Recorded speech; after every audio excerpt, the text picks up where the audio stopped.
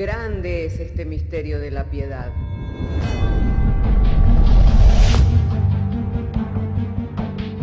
Si se destruyeran los fundamentos, ¿qué ha de hacer el justo? Porque con un solo sacrificio hizo perfecto para siempre a los santificados. Justificados por la fe, tenemos paz para con Dios. Juntamente con Él nos resucitó y nos hizo sentar en los lugares celestiales con Cristo Jesús. Fundados y firmes en la fe, tenemos paz para con Dios. Bienaventurados los pobres en espíritu, porque de ellos es el reino de los cielos. Bienaventurados los que lloran, porque ellos recibirán consolación. Bienaventurados los mansos, porque ellos recibirán la tierra por heredad. Bienaventurados los que tienen hambre y sed de justicia, porque ellos serán saciados. Bienaventurados los misericordiosos, porque ellos alcanzarán misericordia. Bienaventurados los de limpio corazón, porque ellos verán a Dios. Bienaventurados los pacificadores, porque ellos serán llamados hijos de Dios. Bienaventurados los que padecen persecución por causa de la justicia, porque de ellos es el reino de los cielos. Bienaventurados sois cuando por mi causa os vituperen y os persigan, y digan toda clase de mal contra vosotros mintiendo. Gozaos y alegraos, porque vuestro galardón es grande en los cielos.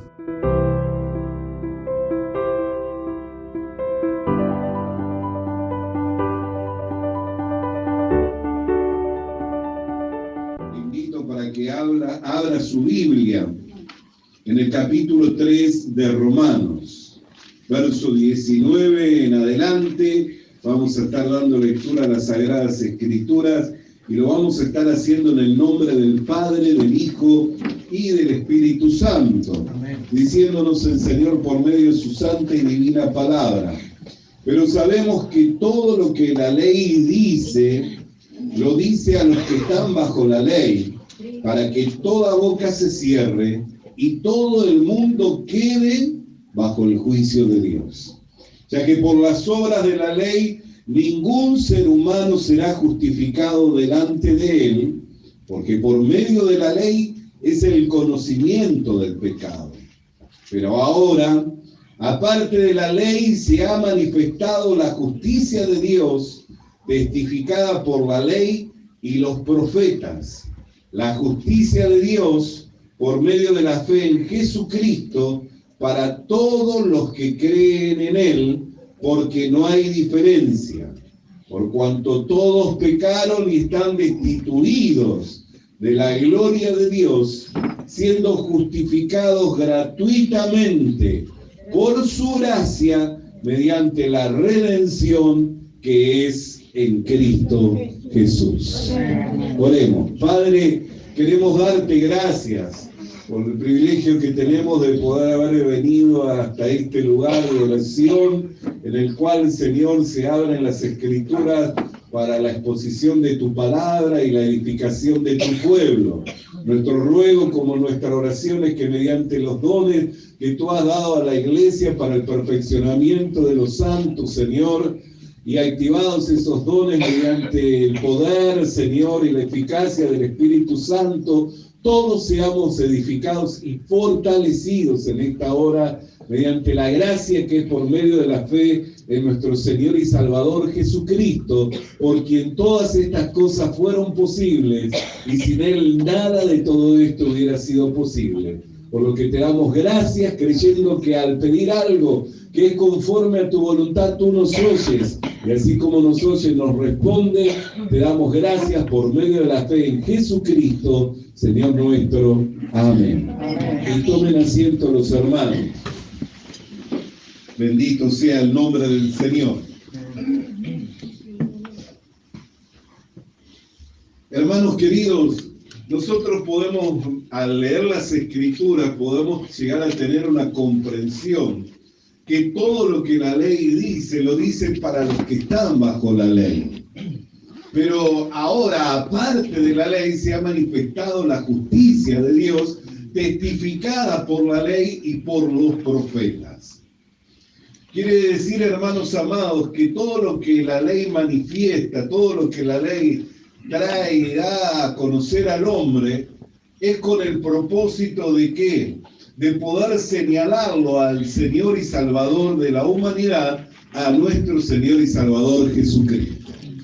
Entonces, cuando nosotros miramos la ley, no debemos mirar la ley de Dios con el fin de querer cumplirla, sino con el fin de edificarnos, ya que por las obras de la ley ningún hombre puede ser justificado delante de Dios. Amén. Entonces uno se pregunta, ¿y por qué fue dada la ley? La ley fue dada para que mediante la ley conociéramos que éramos pecadores. Amén. Entonces, ¿por qué fue dada la ley? Para que por medio de la ley conociéramos que éramos pecadores. Porque donde no hay ley, no hay incumplimiento, no se le puede juzgar. Al no haber incumplimiento no podíamos conocer la esencia de nuestra naturaleza que estaba corrompida por el pecado. Por eso el apóstol Pablo, que habla al respecto de esto en los capítulos posteriores, lo esclarece un poco más diciendo: yo no conocía que era un codicioso hasta que no fue dicho, no codiciarás. Pero cuando fue dicho, no codiciarás, entonces el mandamiento que era bueno, porque es bueno no codiciar, Amén. es bueno, ¿no es cierto? Amén. El mandamiento que era bueno despertó en mí toda clase de codicia, porque el pecado, tomando ocasión por el mandamiento, me condenó y me mató. Por eso es que en el capítulo 3, en el verso 23 dice: por cuanto que todos hemos pecado. Y no excluye a ninguno de ese juicio, de ese veredicto, de ese dictamen. No queda excluido ningún ser humano en este mundo. Amén. Ni el bebé más hermoso. Amén.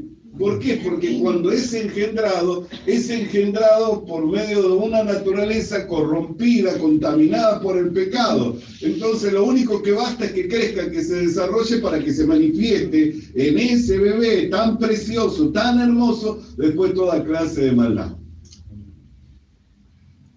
Entonces la ley vino con un propósito de parte de Dios. ¿Con el propósito de qué? De darle a conocer al hombre que estaba degradado, corrompido, que se había perdido en el huerto del Edén y que por obras nunca iba a poder justificarse delante de Dios. No importaba cuántas buenas obras hiciera, las obras nunca lo iban a posicionar delante de Dios como un hijo amado. Nunca lo iban a posicionar delante de Dios como un hijo amado, sino todo lo contrario. El Señor, aún con la nación de Israel, que era la nación que Él escogió, llegó a hastiarse, llegó a causarle repugnancia los sacrificios que Él mismo les había dado como una manifestación de la misericordia de Dios para con ese pueblo. Llegó a hastiarse de los sacrificios. Y uno dice, ¿cómo puede hastiarse de los sacrificios que Él estableció y le dio como norma para poder acercarse a su presencia? Porque los sacrificios que Israel practicaba, lo practicaba no porque se le había ocurrido y dijo, creo que esto es bueno, voy a sacrificar al cordero, voy a ungir los linteles voy a ungir los cuernos de la tabla de la propiciación, voy a investir a un sacerdote de vestidura sacerdotal y le voy a dar autoridad para que sacrifique al cordero, pero antes que me imponga las manos sobre el cordero y traspase mis pecados. No, nunca a ellos se les pudo ocurrir tal cosa. Todos esos ritos que hacen a la ley, que tienen que ver con la ley, le fueron dados por Dios. Entonces uno piensa y dice, ¿cómo es? El mismo Dios que les enseña, les manda y les dice cómo hacer los ritos del culto para poder santificarse delante de su presencia, luego les dice, me hastié de sus sacrificios. Cuando debiera estar gozoso, contento. Lo que pasa es que esos sacrificios no hacían perfecto a los hombres. No los podía hacer perfecto. Lo único que hacían esos sacrificios era testificar de una justicia que vendría en el cumplimiento de los tiempos, que nada tenía que ver con obra de hombre, sino con la obra consumada del Señor Jesucristo, por el cual nos redimiría mediante su entrega, mediante su sacrificio, y con un solo sacrificio nos haría perfectos para siempre. Entonces, en su paciencia contempló la desobediencia, contempló el pecado de la humanidad, esperando el cumplimiento del tiempo en el que vendría su Hijo amado a vertir su sangre, para que mediante su sangre fueran lavados nuestros pecados. Amén. Gloria a Dios. Aleluya. Gloria a Dios. Aleluya. Amén. Entonces él contemplaba con paciencia cada vez que venían con un cordero, cada vez que venían con un animal, decía, ya va a venir el cordero inmolado que quita el pecado del mundo. Aleluya. Ya lo voy a introducir por medio de un vientre judío a este mundo, y va a nacer, y va a crecer, y va a hacer bienes, va a anunciar el reino de Dios, pero va a terminar muriendo como un malhechor clavado en un madero, exhibido, avergonzado públicamente, pero con su sangre va a redimir a la humanidad y va a reconciliar todas las cosas para conmigo. Amén. Va a reconciliar todas las cosas para conmigo. Entonces miraba con paciencia. Aleluya. Contemplaba con paciencia. Ya va a llegar. Las cosas pasaban. Las naciones se corrompían cada vez más. Su pueblo, en quien tenía puestos sus ojos. Porque los ojos de Jehová contemplan los justos, ¿no es cierto? Amén. Amén. Su pueblo, sobre quien tenía sus ojos, la niña de sus ojos, se corrompía cada vez más, al punto tal que cuando vino la luz amaron más las tinieblas. Oh, Señor. A lo suyo vino y los suyos no le recibieron, mas a todos los que le recibieron, a todos los que creyeron en su nombre, les dio la potestad de ser hechos hijos de Dios. Amén. Gloria a Dios. Bendito sea el nombre del Señor. Gracias, Padre amado. Entonces, hermano querido, la ley no vino para salvar al hombre y para que el hombre la cumpla, ya que por las obras de la ley ningún hombre puede ser justificado delante de Dios, ni ningún hombre puede ser hallado sin culpa, sin haber incumplido con el mandamiento de Dios. Y le tengo que decir que no son solamente 10 los mandamientos, son 613 las leyes que tienen que ver con el hacer, que tienen que ver con el no hacer, y tienen que ver con el observar, con el cumplir en su tiempo. Porque están las leyes ceremoniales, las leyes del culto, las leyes de no infringir, las 613. Así que si usted quiere vivir por la ley, tiene que estudiarse las 613. Amén. Si se las estudia y las cumple, va a vivir. Como le escribo a Dios que vino, ¿qué haré para ser salvo? Jesús le dice, ¿cómo lees? Como está escrito, amarás al Señor tu Dios con todo tu corazón, con toda tu mente, con toda tu fuerza, y a tu prójimo como a ti mismo. Bien has dicho, ve, haz eso y vivirás. Pero ¿quién ama al Señor con toda la mente, con todo el corazón y con toda la fuerza? Habrá uno que pueda decir, yo amo a Dios con toda mi mente, con todo mi corazón y con toda mi fuerza.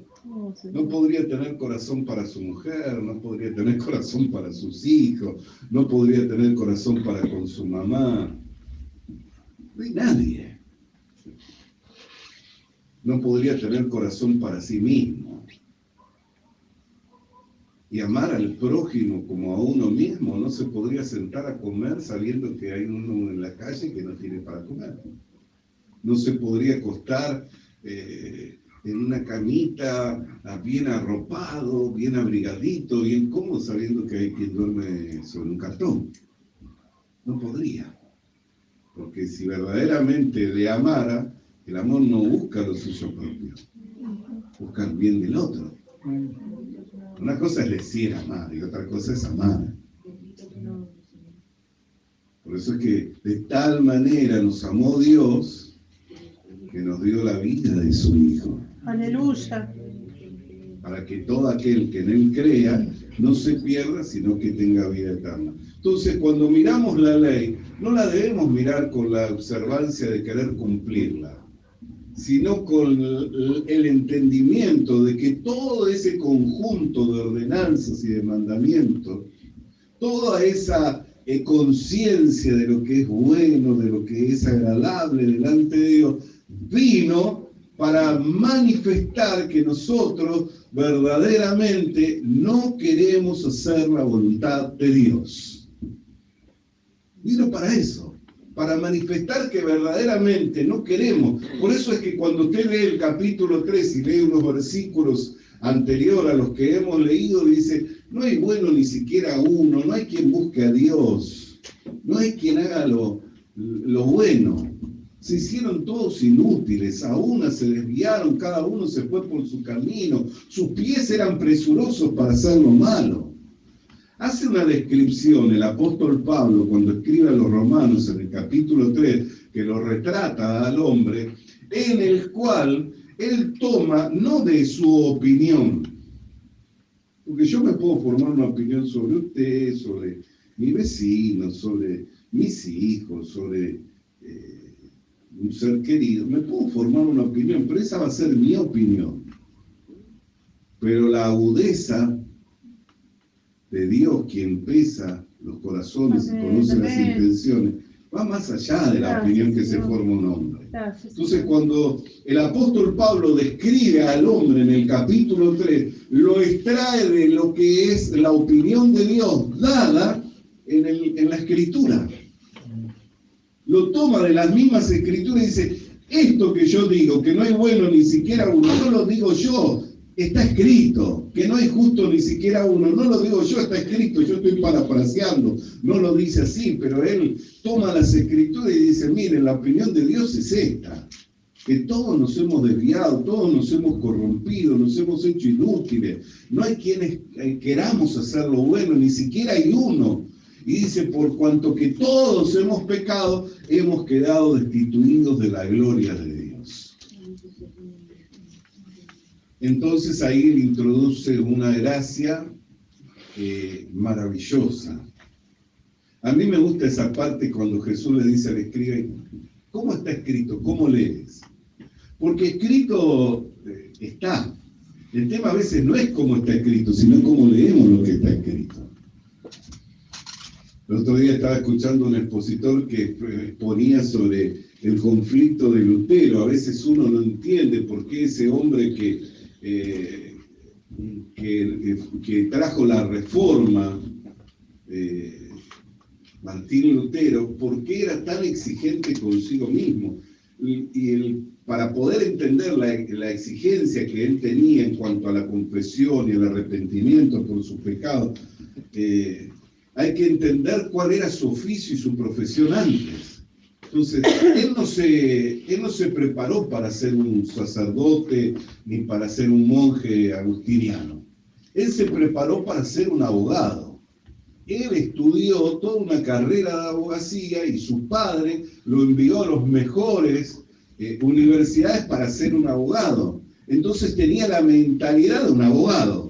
Cuando él leía la ley, él no la leía como un hombre simple, la leía como un abogado y se ajustaba a la ley divina como un abogado. Entonces, por eso es que el hombre llevaba una pesada carga de culpabilidad. ¿Por qué? Porque se encontraba que entre tanto más leía la ley divina, tanto más culpable y tanto más condenado y tanto más acusado se sentía. Entonces, cuando él escuchaba de la justicia de Dios, él lo único que veía para sí mismo era una espada desenvainada, pronta para cortarle la cabeza, hasta que le fue revelado por la gracia y la misericordia de Dios que la justicia de la cual habla la Escritura, la justicia de Dios, no era para cortarle la cabeza, sino que era una justicia que le iba a ser imputada al que no la merecía.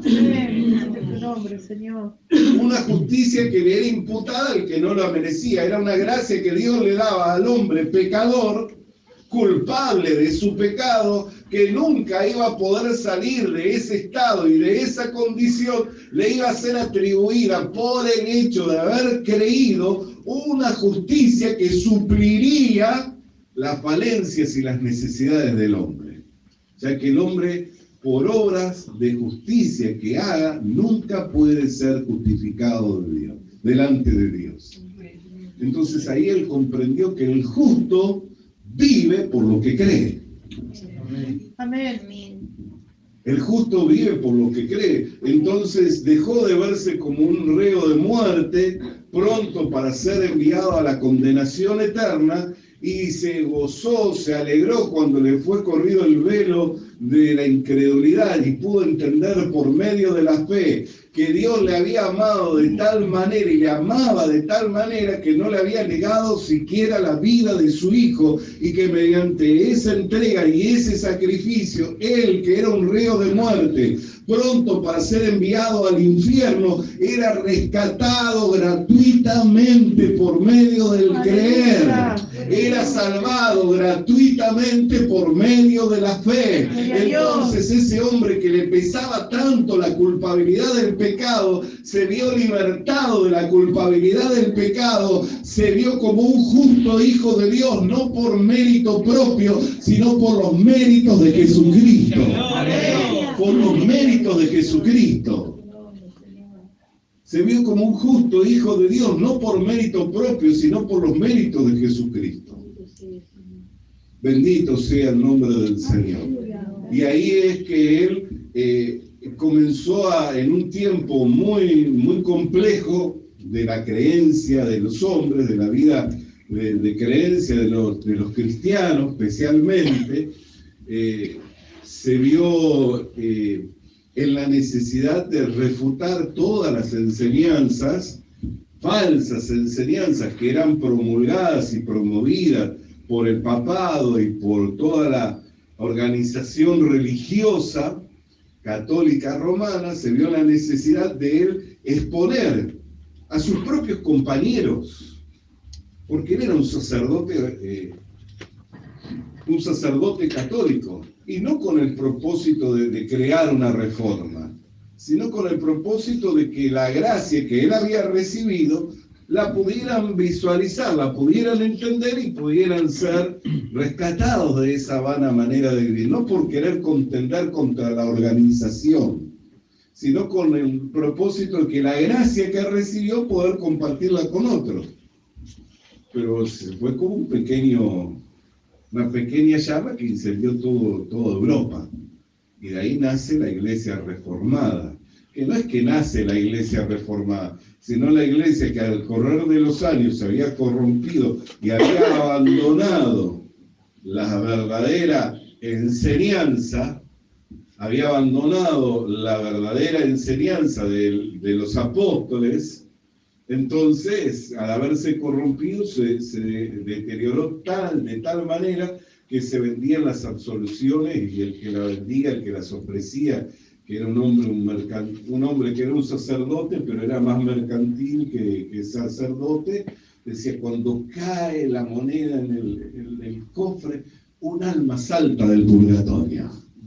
Era el argumento que él utilizaba. Y recaudaban, y hacían toda una pompa y una ceremonia. Cuando este hombre Telis, creo que se llamaba, llegaba a los pueblos, entonces decían: va a venir el que nos va a absolver del pecado.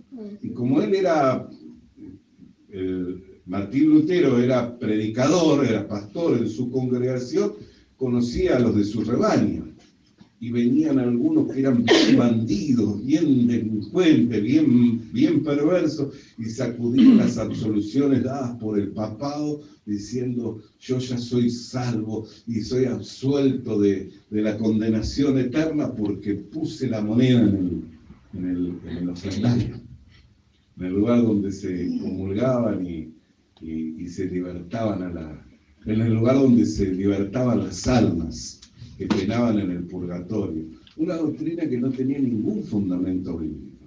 Entonces él escribe las 95 tesis y que comienzan con solo fe. Amén. Amén. Sola escritura. Bendito sea el nombre de Dios. Pero nosotros podemos ir a las escrituras y ver, ¿es cierto que testifica la escritura acerca de esta justicia, la justicia de Dios? ¿Es cierto que testifica? Y vamos a ir y vamos a mirar. Si tiene su Biblia, le voy a pedir me acompañe a Hebreos, capítulo 9, verso 6. Y aquí estamos mirando el tabernáculo. ¿Saben lo que es el tabernáculo? Esa tienda de reunión que levantó Moisés en el desierto, que era figura de la cual él había visto en el monte, de la que le había sido mostrada por Dios, que no era el verdadero tabernáculo, sino que era la figura de lo que él había visto. Porque ¿dónde estaba el verdadero tabernáculo? En el cielo, ahí está. Hay algunos que están bien atentos, cuando tienen conocimiento de la palabra. Gloria a Dios. Hebreos capítulo 9, verso 6. Y así están dispuestas estas cosas. La primera parte del tabernáculo entran los sacerdotes continuamente para cumplir los oficios del culto. Pero en la segunda parte, solo el sumo sacerdote, una vez al año, y no sin sangre, la cual ofrece por sí mismo y por los pecados de ignorancia del pueblo, dando el Espíritu Santo a entender con esto que aún no se había manifestado el camino al lugar santísimo, entre tanto que la primera parte del tabernáculo estuviese en pie, la cual es símbolo para el tiempo presente. O sea, cuando se escribía esta carta, no para este tiempo, para el tiempo presente, el cual se presentan ofrendas y sacrificios que no pueden hacer perfecto en cuanto a la conciencia al que practica este culto, ya que consiste solo de comidas y bebidas y diversas abluciones y ordenanzas acerca de la carne impuestas hasta el tiempo de reformar las cosas. Pero estando ya presente Cristo, diga conmigo, estando ya presente Cristo, sumo sacerdote de los bienes venideros, por el más amplio y más perfecto tabernáculo, no hecho por manos, es decir, no de esta creación, y no por sangre de machos, cabríos ni becerros, sino por su propia sangre, entró una vez para siempre en el lugar santísimo, habiendo obtenido eterna redención. Bendito sea el nombre del Señor, ¿no? Qué gloria lo que obtuvo Cristo. A la verdad que nosotros no sabemos los evangélicos cómo limpiar pecados. Porque nunca se nos habló de limpiar pecados a nosotros. ¿O sí? ¿Se hicieron curso de cómo limpiar pecados? No sabemos los evangélicos limpiar pecados. ¿Sabe quién sabe cómo limpiar pecados? El pueblo de Israel. Porque a ellos le fueron dados los ritos del culto. Para limpiar pecados se necesitan tres cosas.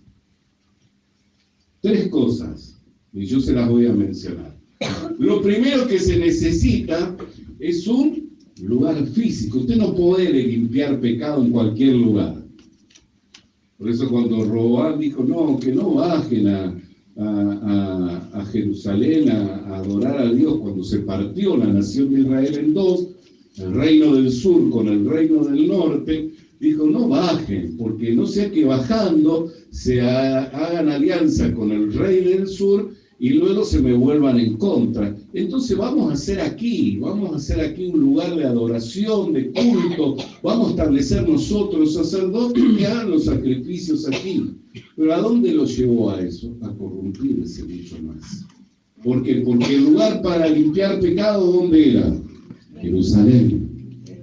Porque el tabernáculo, la tienda de reunión que levantó Moisés, luego se convirtió ¿en qué? En un templo. Entonces, lo primero que se necesita para limpiar pecados es un lugar físico. Un lugar donde ir y derramar sangre, que es lo tercero. Porque sin sangre no hay Remisión de pecado. No se puede remitir pecado si no hay un sacrificio de sangre. Y usted dirá, ¿por qué es así, pastor? No sé. Pero a Dios le gusta así. Porque la sangre está la vida. Mentira que no sé. La sangre está la vida. Entonces, la paga del pecado es muerte. Entonces tiene que haber una muerte. Pero como Dios no quiere la muerte del que muere, le dio en su misericordia sustituir su muerte por la muerte de un animal inocente. Y le entregó animales para que sacrificaran y murieran en lugar de que muriera el sacerdote, el hijo del sacerdote, el rey, los príncipes, los del pueblo común y todos esos. Entonces le dio animales. Dijo, bueno, maten animales para que yo no los consuma, para que no los extermine de sobre la tierra, tengan ahí los animales, maten los animales. Y se hizo un río de sangre, imagínense, mataban animales, porque cada vez que reconocían que eran pecadores, tenían que ir ¿con qué? Con un animal. ¿A dónde? Al templo. ¿Y quién tenía que estar para recibirle? El sacerdote. Amén. Entonces son tres cosas de las que se necesitan para limpiar pecado. Un lugar físico, un sacerdote y sangre. Sin eso no se limpian pecados. Por eso es que a mí me gusta tanto este pasaje de la Biblia. En el versículo 11, léalo una vez más, y vamos a ver las tres cosas. Versículo 11 del capítulo 9. ¿Vamos? Amén. Pero estando ya presente Cristo, ¿qué dice que es? Ahí está la figura del sacerdote. Sumo sacerdote de los bienes venideros, por el más amplio y más perfecto tabernáculo, no de esta creación. O sea que, ¿a dónde fue este sumo sacerdote? Al cielo. ¿A qué tabernáculo? Al que vio Moisés y que le fue dado instrucciones diciendo, mira de hacerlo como lo vistes. No es que lo vas a hacer a tu manera, vos vas a hacerlo como lo viste y vas a disponer las cosas de esta manera. ¿Por qué? Porque te es dado esto para que no sean raídos de sobre la faz de la tierra y yo pueda ser Dios en medio de ustedes. No puedes hacer lo que quiere ni como quiere. Es más, Dios tuvo que darle espíritu de sabiduría y de entendimiento a algunos hombres para poder hacer los trabajos los trabajos que eran de artistas, porque había trabajos que se tenían que hacer a martillo, no se podían fundir. Y había cosas que tenían que labrar y cosas que tenían que coser y tejer en forma cuidadosa y rigurosa. Y se requería sabiduría y inteligencia. Qué lindo, ¿no? Como decía el hermano, sabiduría e inteligencia, hoy lo diría. Pensar que Dios da sabiduría y inteligencia, ¿no? Para hacer las cosas que Él quiere hacer. Pero cuando quiso hacer el tabernáculo, agarró unos hombres que lo único que sabían era trabajar con una paja y hacer trabajo de esclavo, y les dio sabiduría e inteligencia para hacer otros trabajos. Así que le puede agarrar a usted, me puede agarrar a mí, hombre simple, sin entendimiento, sin ningún conocimiento, para hacer sus trabajos, porque Él se dispone, quiere hacerlo, entonces nos llama, aunque no sabemos nada, nos capacita, aunque no entendemos nada, nos trae entendimiento y hacemos los trabajos de Dios. ¿No es una gloria eso? Bendito sea el nombre del Señor. Entonces estaba el sumo sacerdote, Jesucristo, el lugar físico, no el tabernáculo terrenal, el celestial, no hecho por la mano del hombre. Y luego dice, y no por sangre de machos cabríos ni de becerros, sino por su propia sangre. Entró una vez y para siempre en el lugar santísimo, habiendo obtenido eterna redención. Habiendo obtenido eterna redención. ¿Por qué es que los sacrificios de los animales no hacían perfectos y el sacrificio de Jesucristo nos hace perfectos para siempre? Porque Hebreos 10:14 dice así: Vamos a leer Hebreos 10:14. Y después yo le voy a explicar y ya vamos redondeando. Hay mucho más, porque ahora estamos hablando de la ley, podríamos hablar de los profetas. Un poquito voy a hablar de ello, porque tenemos tiempo, porque tenemos que comer la cena del Señor. Amén. Dice Hebreos 10:14, porque con una sola ofrenda hizo perfecto para siempre a los santificados. Y mire lo que dice el versículo siguiente, y nos atestigua lo mismo el Espíritu Santo, porque después de haber dicho, este es el pacto que haré con ellos después de aquellos días, dice el Señor, pondré mis leyes en sus corazones y en sus mentes las escribiré. Y añade, y nunca más me acordaré de sus pecados y transgresiones. Y añade, el que atestigua es el Espíritu Santo. Es el testimonio verdadero, ¿no? Amén. El apóstol Juan dice, si creemos y recibimos el testimonio de los hombres, más alto es el testimonio de Dios. Y tres son los que testifican, el Padre, el Hijo y el Espíritu Santo. El Espíritu Santo testigo y dice, añade, y nunca más me acordaré de sus pecados y transgresiones. Y usted dice, ¿cómo pudo suceder esto, no? Es una maravilla. Que el juez divino, creador supremo del universo y de todo lo que hay en la tierra y en el cielo, le pueda decir a usted y me pueda decir a mí, no me acuerdo más de tus pecados y no me acuerdo más de tus transgresiones. ¡Aleluya! No me acuerdo más. Ese es su testimonio. Y usted dice, ¿cómo puede ser eso? Porque yo no hay un momento que no erro. Tengo tantas debilidades, tengo tantas flaquezas, tengo tantos pifios. No hay un momento que no erro. A veces yo no sé si es que no erro porque estoy estigmatizado. Veo que los porteños estamos estigmatizados, y yo nací allí en el otro lado del río. Y no sé si tiene que ver con el lugar, pero no sé si a mí solo me pasa a mí porque soy de porteño. A usted no le pasa, ¿no? A usted tal vez en el interior somos personas sanas, dicen la gente en el interior del campo. Somos todos sanos. Sanos no sé de dónde. No sé de dónde. Sano de los pies, como decía la hermana Leticia, que no tenía hongos, no sé de dónde somos sanos, porque Dios nos dice que somos sanos, dice que nuestra lengua es como víbora, somos terribles, pero el que nos da, el que hace ese retrato de nosotros, en su gracia y en su misericordia, nos dice, en la justicia que es por medio de la fe en Jesucristo, a través de la redención, por medio de su sangre, yo nunca más me acuerdo ya de eso, que son pecadores. Nunca más me acuerdo de sus transgresiones. Y usted dice, ¿cómo puede ser? En el cielo no corre el tiempo, hermano. En el cielo está la eternidad, ¿no es cierto? Todos pensamos que cuando vamos a la eternidad vamos a ir al cielo. Y todos lo asociamos del cielo con la eternidad. Amén. Y es así, en el cielo no hay un presente, no hay un pasado, no hay un futuro.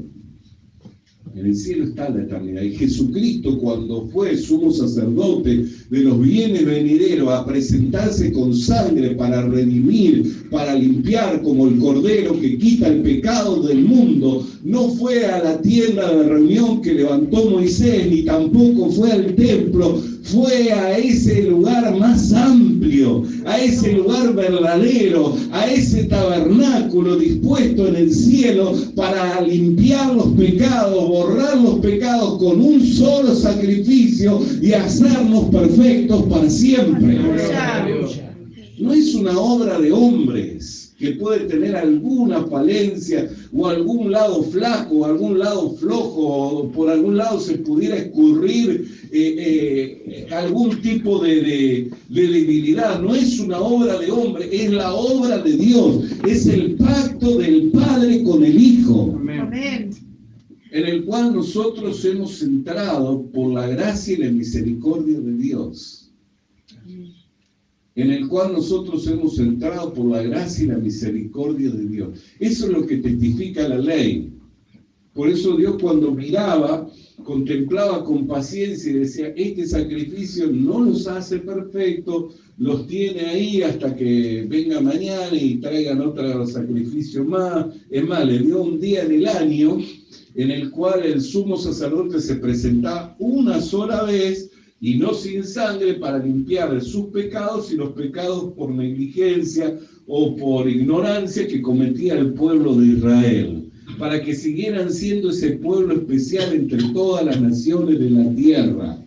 Pero una vez venido Cristo, ya no hay judío, ni hay gentil, ya no hay libre, ni hay esclavo, sino lo que hay es un solo y nuevo hombre, la iglesia. Venido Cristo, ya no hay naciones especiales, lo que hay es un pueblo especial, de reyes y de sacerdotes, escogidos por Dios, santificados, lavados con su preciosa sangre, para presentarse a sí mismo como una esposa sin mancha y sin defecto alguno. Entonces no es una obra de hombre, es la obra de Dios limpiando los pecados de la humanidad. Por eso es que no tiene defecto, por eso es que usted puede tener confianza. Porque si fuera mi obra para limpiar pecados, soy inconstante. Un día quiero y otro día no quiero. Un día hago y otro día desobedezco. Pero como es la obra de Dios, es una obra consumada. Cuando Cristo consumó cuando Cristo fue al Calvario, Cristo al expirar dijo, consumado es. Consumado es. Y si usted lee allí en Mateo capítulo 1, verso 29, cuando el ángel se le apareció a María, le dijo, pondrás por nombre Jesús, porque él limpiará a mi pueblo, salvará a mi pueblo de sus pecados. Ya estaba señalado desde antes de nacer la misión y la tarea. Yo no he venido para esto, sino esta es mi hora. Cuando estaba ahí compareciendo delante del gobierno romano, dijo, yo no he venido sino para esto, esta es mi hora, en que el Hijo del Hombre tiene que ser entregado. Es más, hermano, hoy nosotros vamos a levantar la copa del nuevo pacto, de la alianza, la sangre de Cristo. Los otros días escuchaba a un expositor y me gozaba y dice, ¿sabe cuándo comenzó el Evangelio? El Evangelio comenzó cuando Cristo levantó la copa. Dijo, esta es la copa de la nueva alianza. El nuevo pacto no comenzó cuando Cristo murió, sino cuando Él levantó la copa. Dijo, este es el nuevo pacto en mi sangre, que por vosotros es derramada, la sangre de la nueva alianza. Alabado sea el nombre del Señor. Nosotros no fuimos delante de Dios sin sangre. Nosotros vamos con sangre, pero no como la de animales que no pueden hacer perfecto a los que se presentan con esa sangre, sino que fuimos con la sangre del Cordero de Dios que quitó el pecado del mundo. Por eso es que tenemos entrada con confianza a esta gracia en la cual estamos firmes.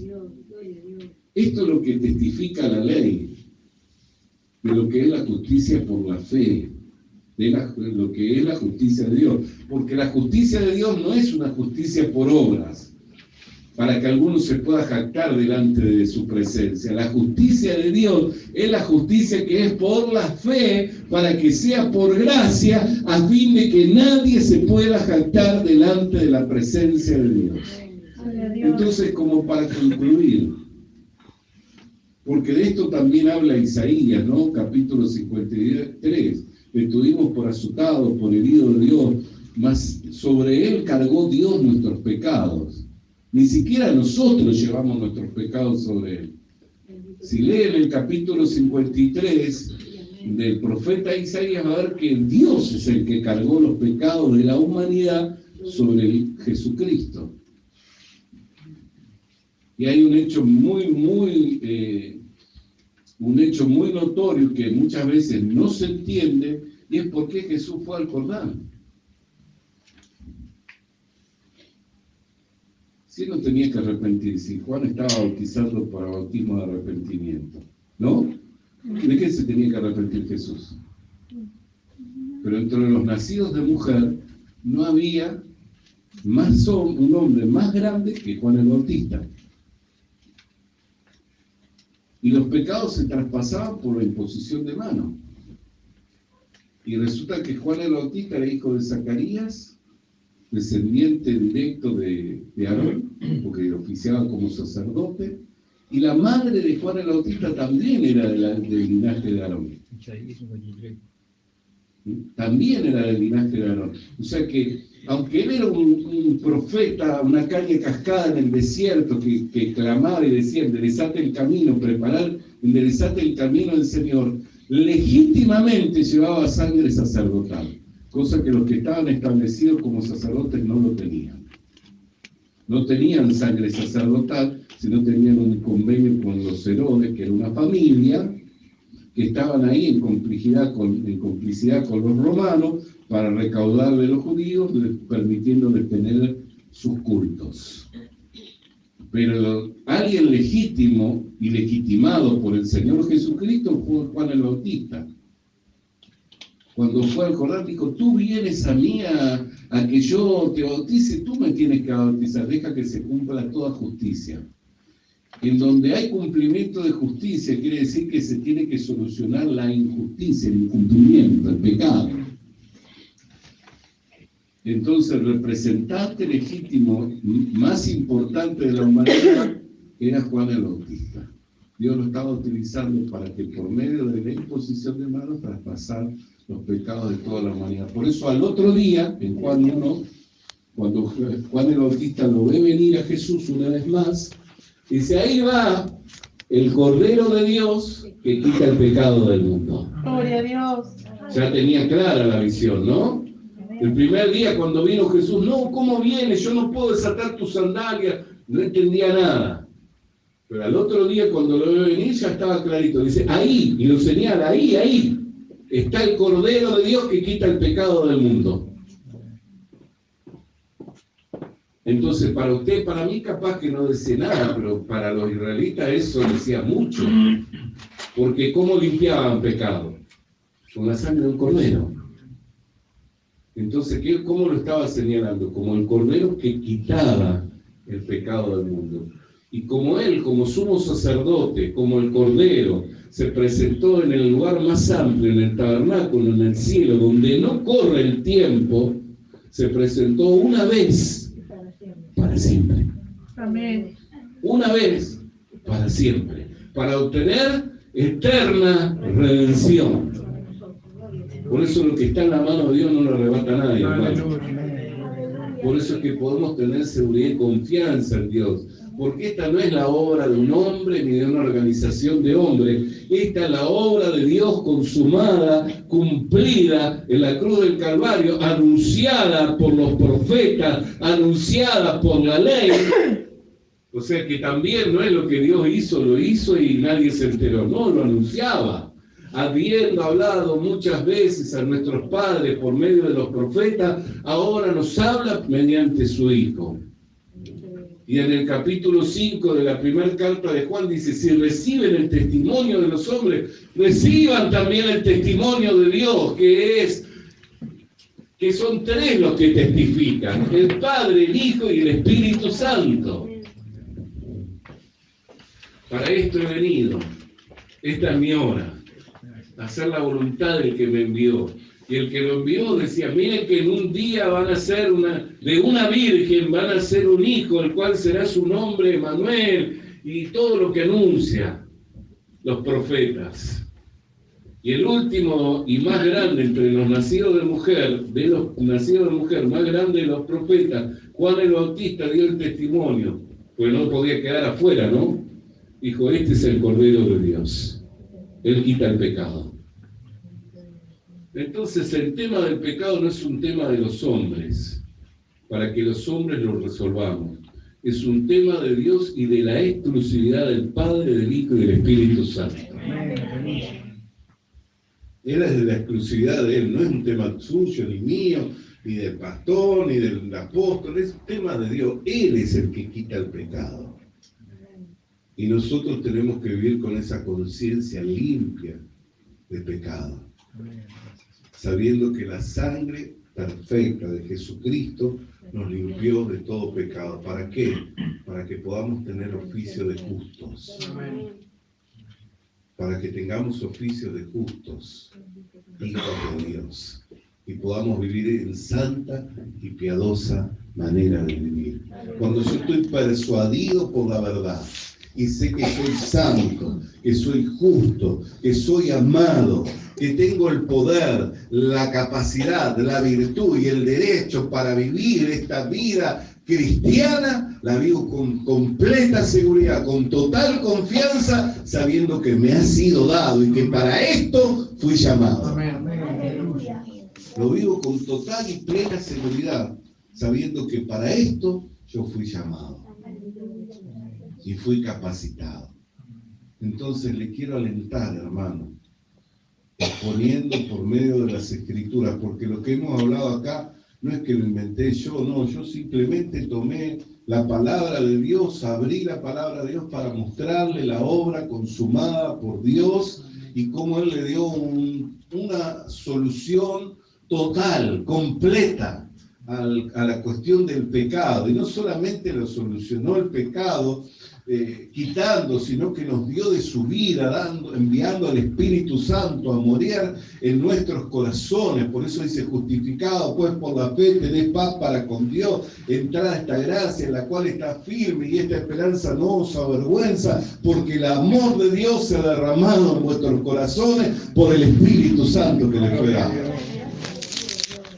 Entonces, no solo, sino que por haber oído el mensaje de salvación y haber creído a la palabra verdadera del Evangelio, fuimos sellados con el Espíritu Santo para la redención completa. Fuimos sellados por el Espíritu Santo para la redención completa. Entonces esto es obra de Dios y no de los hombres. ¿Se puede confiar en Dios? Amén. Con total y esta esperanza. Visita nuestras redes sociales. Visita nuestras redes sociales. Suscríbete activando la campanita. Suscríbete activando la campanita. Comparte con nosotros el mensaje de la palabra de Dios. Comparte con nosotros el mensaje de la palabra de Dios.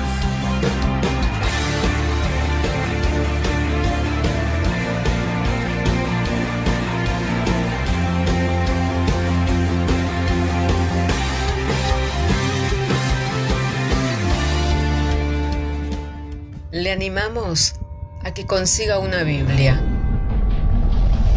porque en ella encuentra la mente de Dios, el estado del hombre, el camino de salvación, la muerte de los pecadores y la felicidad de los creyentes. Sus doctrinas son santas, sus mandamientos son obligatorios, sus historias son verdad y sus decisiones inalterables. Léala para ser sabio, crea en ella para ser salvo y póngala en práctica para ser santo.